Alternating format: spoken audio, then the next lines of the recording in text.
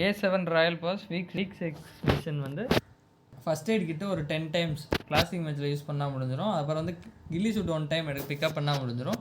2 kill பண்ணிங்கன்னா அந்த 200 damage head shot அது முடிஞ்சிடும். அது வந்து ஹெட்டில் தான் நீங்கள் அடிக்கணும்.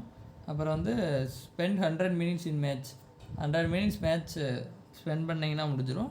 அப்புறம் வந்து equip 2 fire arms full attachment 2 கன்னு ஃபுல் அட்டாச்மெண்ட் ஒரு 5 மேட்ச் எடுத்திங்கன்னா முடிஞ்சிடும். அப்புறம் M249 3 கில் பண்ணணும், அது ஈஸியாக பிடிச்சிக்கலாம். அப்புறம் வந்து வெஹிக்கிளில் வந்து உங்கள் டீம்மேட் பக்கத்தில் காரில் உட்கார வச்சு வெஹிக்கிளில் வந்து ஒரு எனிமி கொண்டா முடிஞ்சிடும். டிபிஎஸ் ஒரு கில் பண்ணிங்கன்னா முடிஞ்சிடும். பிஸ்டலில் வந்து நீங்கள் அரேனாவில் போய் முடித்தாலும் முடிஞ்சிடும்.